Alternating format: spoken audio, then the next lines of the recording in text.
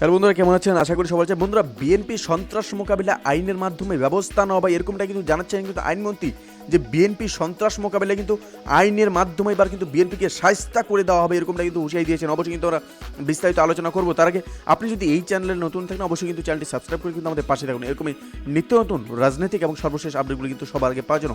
তার চলো বন্ধুরা, শুরু করা যাক।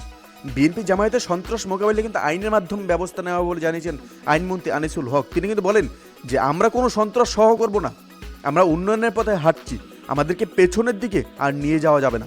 যারা পেছনের দিকে নিয়ে যাওয়ার চেষ্টা করে আইনের মাধ্যমে তাদের বিরুদ্ধে ব্যবস্থা নিব। শনিবার দুপুরে ব্রাহ্মণবাড়িয়ার আখাউড়া উপজেলার বনগজ ঈদগাহে মাঠে কিন্তু আয়োজিত এক জনসভায় কিন্তু প্রধান অতিথির বক্তব্যে এইসব কথা কিন্তু তিনি বলেন। আখাউড়া উপজেলার বড়বাজার ধরখার সড়কের বনগজ এলাকা নবনির্মিত একটি সেতুর উদ্বোধন উপলক্ষে স্থানীয় ওয়ার্ড আওয়ামী লীগ এই জনসভার কিন্তু একটা আয়োজন করে। আর তখন কিন্তু আইনমন্ত্রী বলেন যে বিএনপি জামায়াতের কাজই হচ্ছে বাংলাদেশের মানুষ যেন কষ্টে থাকে সেই একটা ব্যবস্থা করা।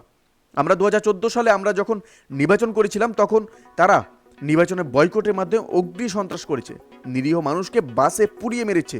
এরপর 2018 সালের নির্বাচনের সময় বিএনপি জামায়াত মনোনয়ন বাণিজ্য করেছে, মানি লন্ডারিং করে টাকা বিদেশে নিয়ে গেছে।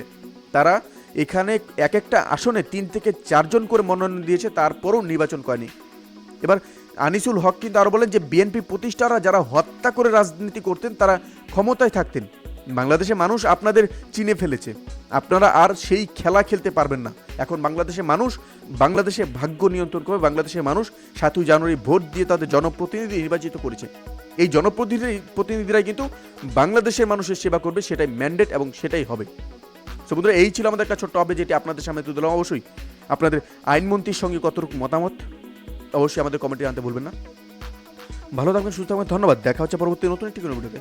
আপনি কোথা থেকে দেখছেন অবশ্যই সেটি আমাদের কমেন্টে জানিয়ে দিন।